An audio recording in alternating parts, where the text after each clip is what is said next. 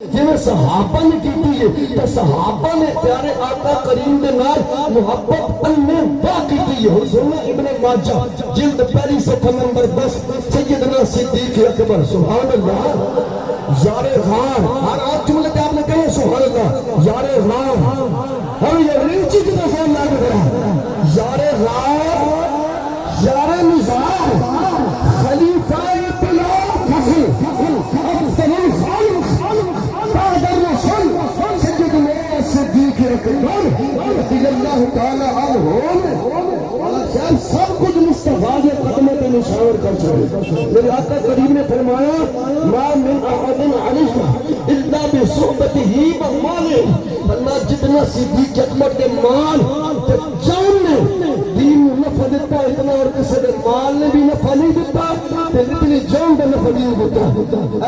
اس حدیث سے راوی نے حضرت ابو ہریرہ رضی اللہ عنہ جس میں اے گل ہوئی نا یہ حضرت ابو ہریرہ وہی ہے جن نے مسجد نبوی سے بیٹھ کے لبیک یا رسول اللہ نعرہ لایا سی نا تو میرے آقا نے اپنے ہاتھ کے نال دودھ کا پیالہ پیش کیا۔ او یا رسول اللہ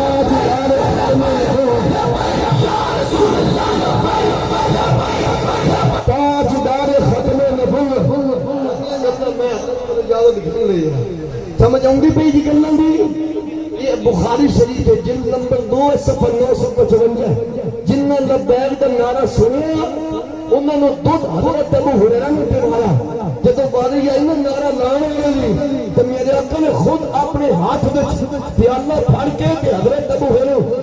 بابا جی فرمانے اس اپنے فیصلے کرن دے بھول گئے ہو یار میں تو سبق یاد رہا ہے اس اپنے فیصلے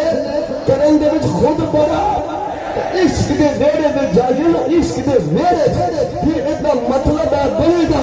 جیڑا جان و دل حاضر کر کے لبیک یا رسول اللہ کا نعرہ لائے گا جس کا مومن تے مفہوم یار غار نے سمجھایا تو رو کے کر رہے حل امام مالی الا لک یا رسول اللہ آقا میرا کچھ نہیں سونیا جیڑی میری جان ہے اے دے مالک دی آمو جیڑا میرا مال ہے اے دے مالک دی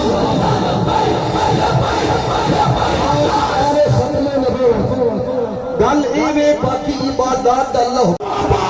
تقوی والے صحابہ خدمان صحابہ حضرت حسان بن ثابت فرماتے فرمایا اکرم اللہ الذی لیس غیرہ ہمیں